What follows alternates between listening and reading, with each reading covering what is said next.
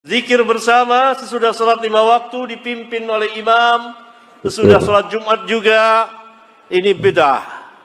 Ini hadis sahih memang, gitu kan? Dan boleh seseorang habis sholat mengeraskan suara, selama ada dalilnya, walaupun tak pernah dilakukan Rasul, karena perbuatan tidak menjadi syarat. Kalau nggak dikeraskan, bagaimana sampai sekarang kita bisa dengar zikirnya? Ummu Salamah radhiyallahu anha tidak menyebutkan Nabi berzikir dengan keras. Siapa yang melarang kita zikir bareng-bareng? Dari mana ada riwayat? Tidak pernah dicontohkan Nabi SAW. Nabi menyuruh berzikir sendirian dan bareng-bareng sama.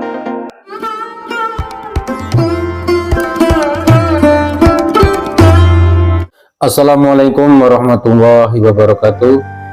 Alhamdulillahirabbil alamin, wassalatu wassalamu ala asrofil anbiya'i wal mursalin wa ala alihi wa sahbihi ajma'in.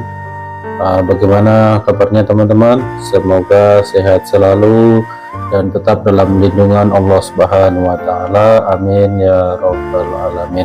Baik ya, berjumpa kembali bersama kami, channel yang membahas mengenai kajian-kajian dan juga hukum-hukum Islam yang akan disampaikan oleh ustadz-ustadz yang telah admin kumpulkan dalam video ini.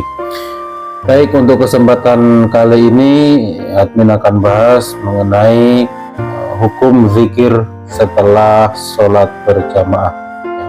Apa hukumnya ketika kita berzikir atau berzikir berjamaah, berzikir sendiri-sendiri, itu sunnah atau bagaimanakah hukumnya dalam pandangan Islam? Maka dalam kesempatan kali ini akan dijelaskan oleh ustadz-ustadz yang telah admin kumpulkan.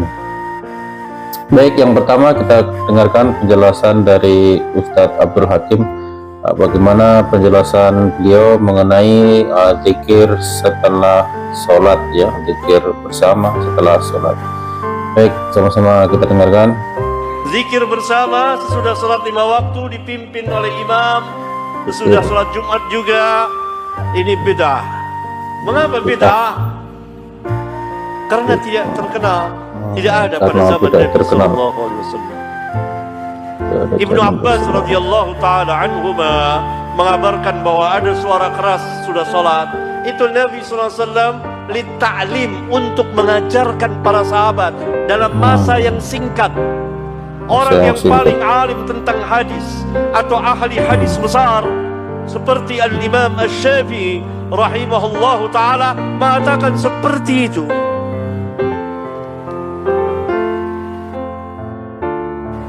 Di antaranya beliau yang mengatakan itu untuk litta'lim, mengajarkan.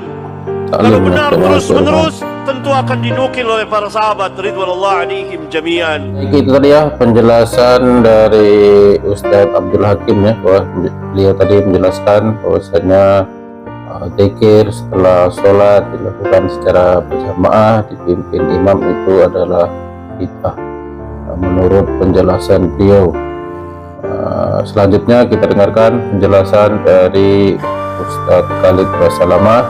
Bagaimana penjelasan beliau? Mari sama-sama kita dengarkan. Mohon penjelasan Ustadz mengenai kedudukan hadis di bawah ini. Dalam Sahih Bukhari dan Muslim disebutkan dalam bab zikir setelah sholat dari Ibnu Abbas radhiyallahu anhu, beliau berkata, sesungguhnya mengeraskan suara zikir ketika orang-orang usai melaksanakan sholat wajib merupakan kebiasaan dilakukan oleh Rasulullah di zaman Rasulullah SAW. Ibnu Abbas menambahkan, aku mengetahui mereka selesai sholat dengan itu apabila aku mendengarkannya. Allah.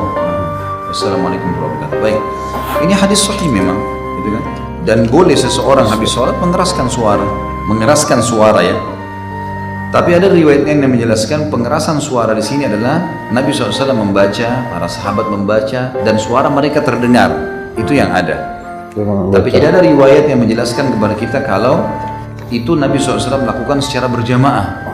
Nabi SAW yang baca ayat kursi semua sahabat ikut, bukan begitu yang dimaksud. Karena riwayat yang kedua, ada riwayat yang lain menjelaskan selain riwayat Ibnu Abbas ini, kalau Nabi SAW membaca dan sahabat membaca. Misal di sini baca ayat kursi, di sana baca Al-Ikhlas, sana baca Subhanallah 33, bebas, tidak terikat dengan satu panduan. Itu yang ada, Allahu a'lam. Tentu sekali lagi ini bukan menyalahkan, ya.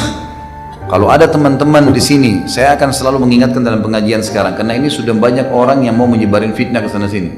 Kalau antum berpegang pada dalil, berzikir berjamaah setelah sholat, lalu rame-rame sama-sama punya dalil, silahkan kerjakan. Kita semua sedang belanja di supermarket, tanggung jawab sendiri, kan gitu. Kalau antum anggap itu benar, silahkan jalankan, jangan dianggap menyalahkan. Saya berbicara sebatas apa yang saya ketahui, dan ini niatnya hanya kehati-hatian. Kehati-hatian supaya jangan sampai keliru. Baik, itu tadi ya penjelasan dari Ustadz Khalid Basalamah mengenai hukum berzikir setelah sholat ya. Selanjutnya kita dengarkan penjelasan dari Ustadz Abdul Somad, bagaimana penjelasan beliau mengenai hukum berzikir ataupun berdoa setelah sholat yang dilakukan secara berjamaah atau sendiri-sendiri. Mari kita dengarkan penjelasan dari Ustadz Abdul Somad. Saya ingin bertanya, jelaskan hukum zikir doa berjamaah mengikuti dari Rasulullah SAW. Zikir dulu, tengok lengkapnya di 37 masalah populer tentang masalah zikir beramai-ramai. Inna lillahi malaikatan, ada malaikat yatufuna alal ard, berkeliling di atas muka bumi. Lalu ketika malaikat itu menengok ada majelis zikir, maka dipanggilnya yang lain, alummu, mari kemari, mari ila hajatikum, inilah yang kalian cari. Akhirnya malaikat itu ikut berzikir. Dua, Nabi menengok sahabat berzikir beramai-ramai. Lalu kata Nabi, ma ajlasakum, hadis riwayat Ahmad dalam kitab Al-Musnad, apa yang membuat kalian duduk berzikir? Kami berzikir mengingat Allah, nazkurullah wa nusabbihu, mengagungkan Allah. Wallahi, demi Allah, ma ajlasakum idza hadza, demi Allah kalian duduk hanya karena zikir. Iya. Maka ketika mereka berdiri, apa kata malaikat? Qumu maghfuran lakum, berdirilah, kalian semua sudah diampunkan Allah Subhanahu wa taala. Nah, ini tentang zikir bersama-sama. Lengkapnya lihat 37 masalah populer. Ustaz ambil dari buku apa? Natijatul Fikri fil Jahri Bizzikri, hadis-hadis tentang zikir jahar berjamaah, disusun oleh Al-Hafiz Ibnu Hajar, Al-Hafiz Jalaluddin Abdurrahman As-Suyuti, meninggal tahun 911 Hijrah. Tentang berdoa bersama, 5 dalil. Pertama, Nabi Musa berdoa, Nabi Harun mengaminkan. Amin, amin, kata Nabi Harun. Siapa yang berdoa? Nabi Musa alaihissalam. Apa kata Allah? Qad ujibat da'watukuma, doa kalian berdua dikabulkan Allah. Dalil kedua, ad-da'i wal mu'ammin fil syarikani fil ajri, yang berdoa dan yang mengaminkan berkongsi. Saya yang berdoa, bapak ibu yang mengaminkan, kita berkongsi pahala.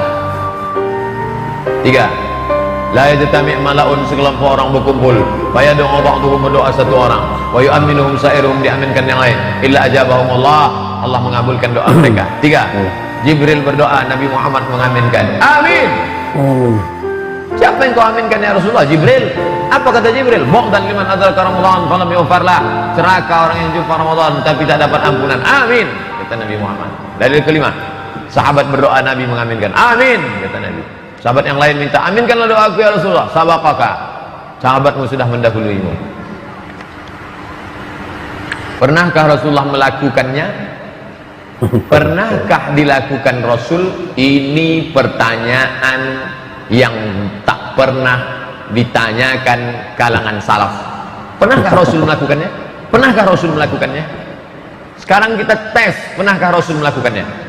Abdurrahman bin Auf, kalau dia pulang malam, dia masuk ke rumah, dibacakannya ayat kursi di 4 sudut. Allahul qayyum la ta'khudhuhu sinatun wa la nawm, lahu ma fis samawati wa ma fil ardh. Allahul qayyum la ta'khudhuhu sinatun wa la nawm, lahu ma fis samawati wa ma fil ardh. Allahul qayyum la ta'khudhuhu. 4. Pernahkah Rasul melakukannya? Cari kalau pernah Rasul melakukannya. Kalau tidak dilakukan, Rasul bid'ah, neraka. Berarti sahabat Nabi masuk neraka. Pernahkah Rasul melakukannya? Itu pertanyaan datang dari mana? Hadis itu bukan cuma fi'li. Hadis bagi 3. Qauli, ucapan, fi'li, perbuatan, takriri, ketetapan. Banyak perbuatan yang tak dilakukan Nabi, dilakukan sahabat Nabi. Abu Hurairah setiap malam berzikir 1000 kali. Disimpulnya 1000 simpul. Subhanallah, subhanallah, subhanallah. Pernahkah Rasul melakukannya? Imam Ibnu Taimiyah selesai sholat subuh sampai terbit matahari, jam 6.14, matanya mendongak ke langit, baca Al-Fatihah. Bismillahirrahmanirrahim, alhamdulillah rabbil alamin, arrahmanir rahim, maliki yaumiddin. Pernahkah Rasul melakukannya? Tak pernah. Imam Ahmad bin Ambal malam sholat tahajud, salasa mi'ati rakaat, 300 rakaat. Pernahkah Rasul melakukannya? Kata-kata pernahkah Rasul melakukannya? Itu perlu dikaji. Nanti kita kaji. Judulnya, pernahkah Rasul melakukannya?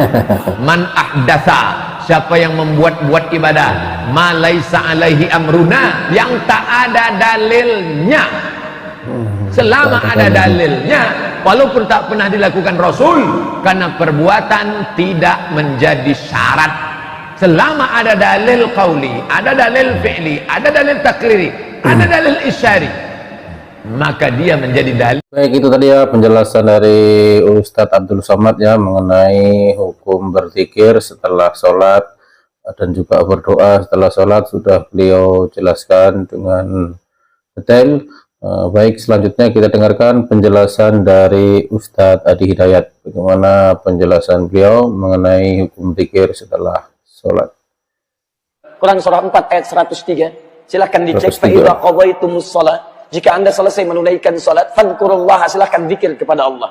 Apa bentuk zikirnya? Hadis riwayat Muslim, hadis 593. Ya astaghfirullah, astaghfirullah, astaghfirullah. Allahumma antas salam, minkas salam. Tabarakta ya dzal jalali wal ikram. Itu kata Ibnu Abbas radhiyallahu taala anhuma.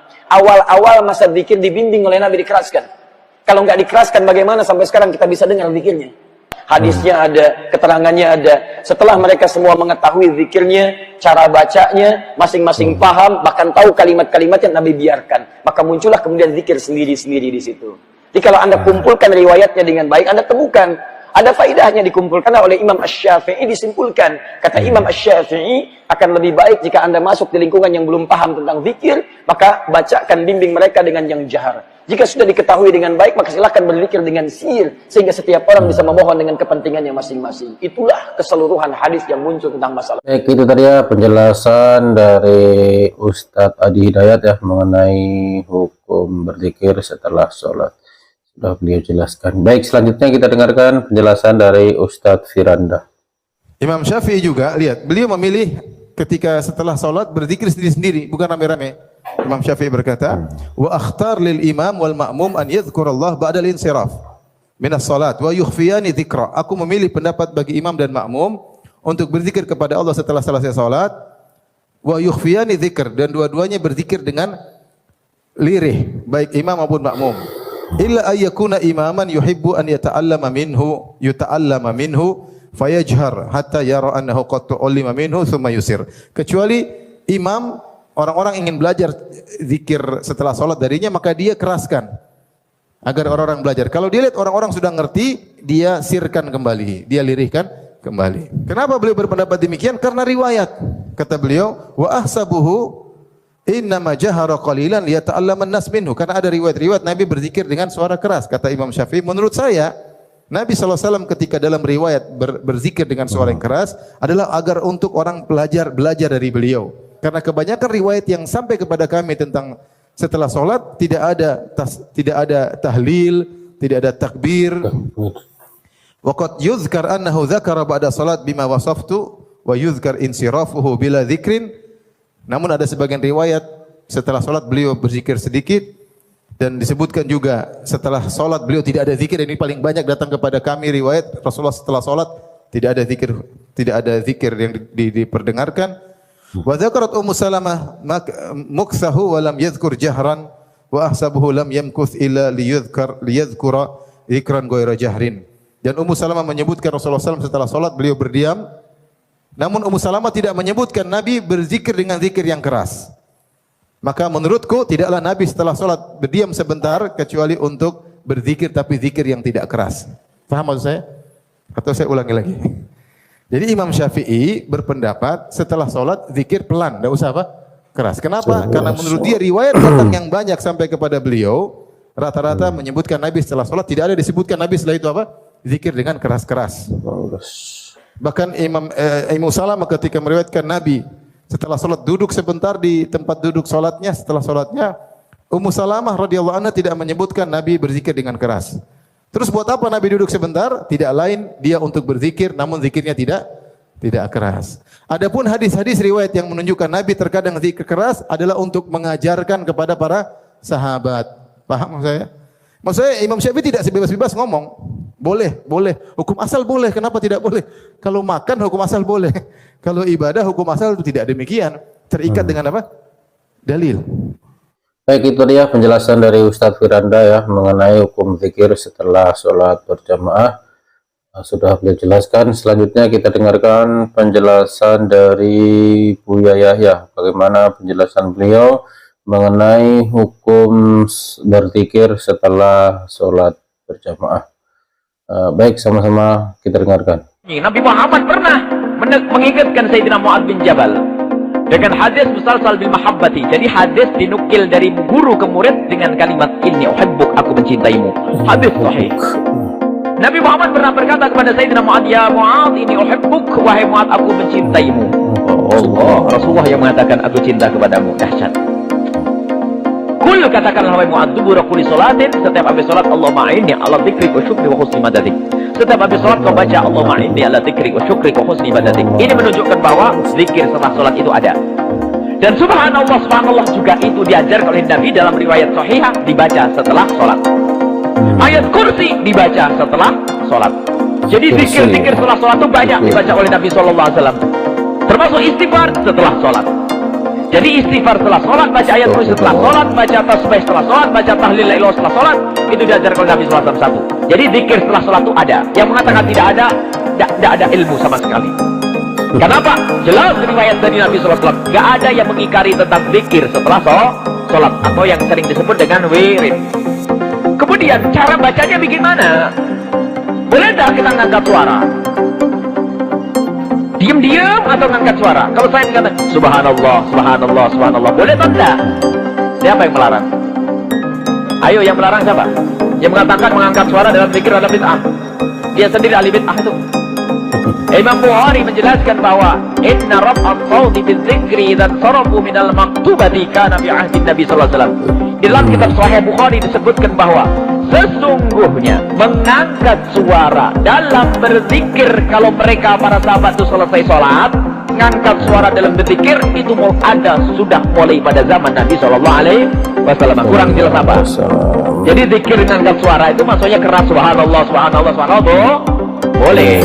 Cuman orang yang suka menyesatkan orang itu gak puas. Ya zikir bersuara sih boleh. Cuman yang ngajari bareng-bareng itu siapa sih? Sekarang zikirnya kur. Ini kemana-mana lagi. Sekarang tanyakan, adakah larangan zikir bersama-sama? Adakah perintah zikir sendiri-sendiri? Nabi tidak mengatakan, hei umatku, berzikirlah engkau sendiri-sendiri. Tidak ada. Dari mana larangan itu? Kita berzikir rame-rame. Subhanallah. Memang banyak orang sakit. Siapa yang melarang kita zikir bareng-bareng? Dari mana ada riwayat? Tidak pernah dicontohkan Nabi SAW. Nabi menyuruh berzikir sendirian dan bareng-bareng sama. Solawat sendirian boleh, bareng-bareng juga boleh. Siapa yang melarang zikir bareng-bareng? Suruh teruskan ini ayat ini yang berbunyi, innallaha wa malaikatahu yusalluna 'alan nabi. Malaikat Allah dan malaikat bersalawat kepada Nabi sallallahu alaihi wasallam. Ya ayyuhalladzina amanu, wahai kalian semua orang-orang yang beriman, sallu, bersalawatlah kalian semua. Sendiri atau rame-rame?